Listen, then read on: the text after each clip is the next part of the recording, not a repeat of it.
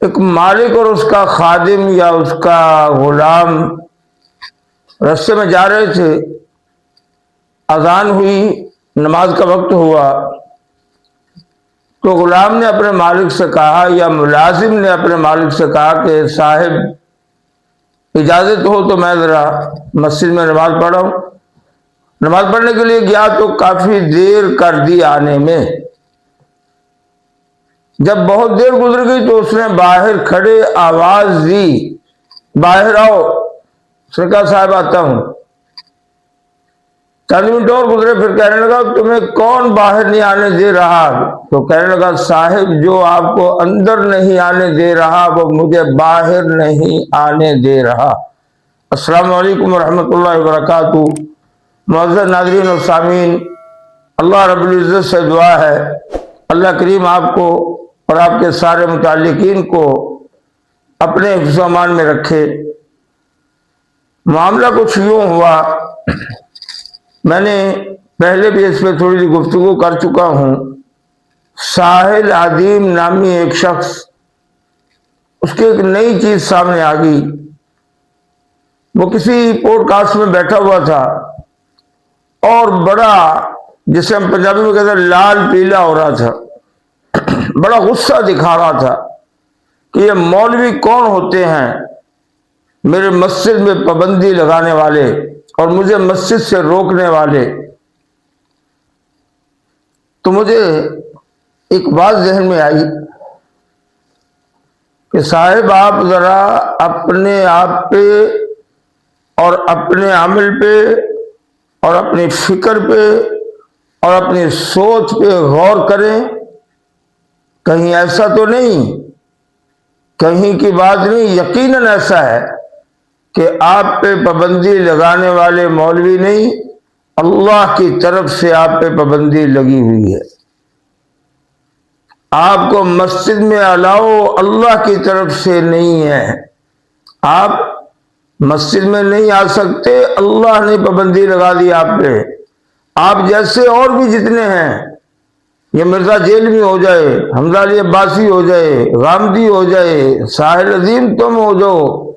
تمہارے جیسوں کا مسجد سے کیا لینا دینا؟ مسجد تو مسلمانوں کی عبادت کی جگہ ہے، پاکیزہ جگہ ہے۔ مسجد میں ناپاک ارادوں والے، ناپاک سوچ والے، ناپاک جسم والے، اللہ ان کو مسجد میں پسند نہیں کرتے۔ ہاں، ان المساجد للہ فلا تدعوا مع اللہ احدا، مسجد اللہ کے گھر ہے، اللہ کے لیے ہے، وہاں اللہ اور اللہ کے رسول کی بات ہوتی ہے۔ جو اغیار کے ایجنڈے پہ چلنے والے ہوں، اغیار کے جن کی پشت پناہی اغیار کر رہے ہوں، غیر مسلم جن کی پشت پہ ہوں، ایسے لوگوں کو اللہ کیوں کر مسجدوں میں پسند کریں گے اور کیوں کر مسجدوں میں آنے دیں گے؟ اس لیے ہاں جی، نہ مرزے کو مسجد میں آنا نصیب ہے، وہ کہتا ہے جی میں اپنی جماعت پڑھتا ہوں جی، اپنا یہاں میں ہاں جی وہ پڑھتا ہوں جی، نماز با جماعت پڑھتا ہوں جی۔ کوئی نہیں، بہت دیکھے ہم نے ایسے ہاں جی آپ جیسے بلونگڑے شتونگڑے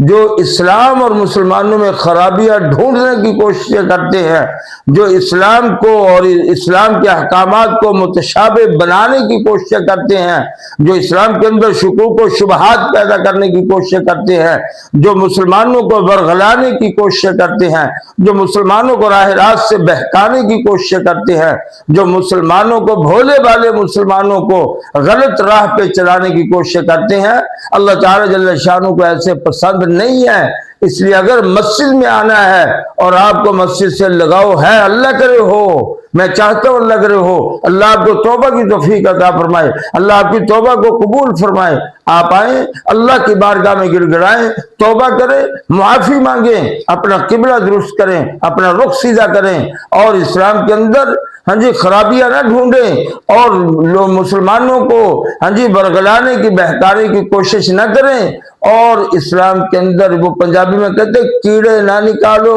مسلمانوں کے اندر ہاں جی کیڑے نہ نکالو، رخ اپنا سیدھا کرو، اللہ سے معافی مانگو، اللہ کے گھر میں آؤ۔ ہاں جی امام جس کے پیچھے تم نماز پڑھتے ہو اس کو برا بھی کہتے ہو، اور شرم کرو، ہاں جی تمہیں حیا آنی چاہیے، ہاں جی تمہاری بناوٹ، ہاں جی بال تم نے عورتوں کی طرح رکھے ہوئے ہیں، ہاں جی اور داڑھی تم نے جو ہے وہ فرنچ کٹ بنائی ہوئی ہے، تمہیں شرم آنی چاہیے علماء کے خلاف بات کرتے ہوئے۔ اور خدا کے لیے پہلے اپنا حلیہ تو درست کرو، پہلے اپنا لباس تو اسلامی مسلمانوں والا بناؤ،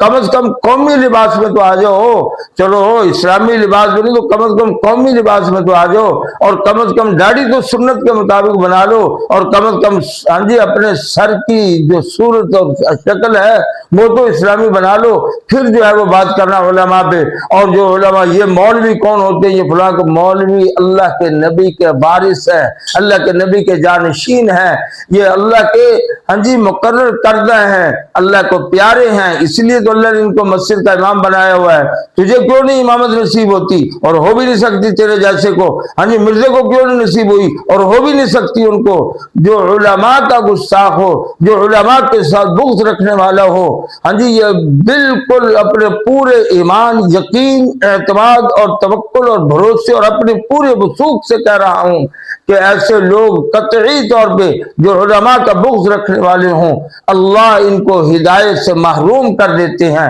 تو توبہ کرو اور علماء کی محبت اپنے دلوں میں لاؤ۔ ہاں جی علماء امام الانبیاء صلی اللہ علیہ وسلم کے وارث ہیں، پھر تمہیں اللہ مسجد میں آنا بھی نصیب فرما دیں گے، اور تمہیں مسجد میں آنے کی اللہ کی طرف سے اجازت ہو جائے گی۔ جب اللہ کی طرف سے اجازت، اللہ پھر ان کے دلوں کو بھی تمہارے لیے نرم کر دیں گے۔ اور مسلمانوں تم بھی سمجھو کہ نہ مرزا آج تک مسجد میں آیا ہے، نہ ساحل عظیم جیسوں کو مسجد میں آنے کی توفیق ہے۔ یہ تو بہانے بازی کر رہا ہے کہ مجھے مولوی مسجد میں آنے دیتے، مولوی کی بات نہیں ہے، اللہ نہیں آنے دیتے مسجد میں۔ ہاں جی غامدی جیسوں کو اللہ نہیں مسجد میں آنے دیتے، ہاں جی حمد علی عباسی جیسوں کو اللہ نہیں مسجد میں آنے دیتے، اس جیسے اور جو بد دین بے دین ہاں جی لوگ ہیں ان کو اللہ مسجد میں نہیں آنے دیتے۔ اس لیے اپنے ہاں جی گناہوں کی معافی مانگے، اللہ کے سامنے توبہ کرے، رجوع کرے، اور علماء کی عظمت اور قدر اپنے دلوں میں بٹھائیں کہ امام الانبیاء صلی اللہ علیہ وسلم، یہ آخری بات عرض کر رہا ہوں، امام الانبیاء صلی اللہ علیہ وسلم نے ارشاد فرمایا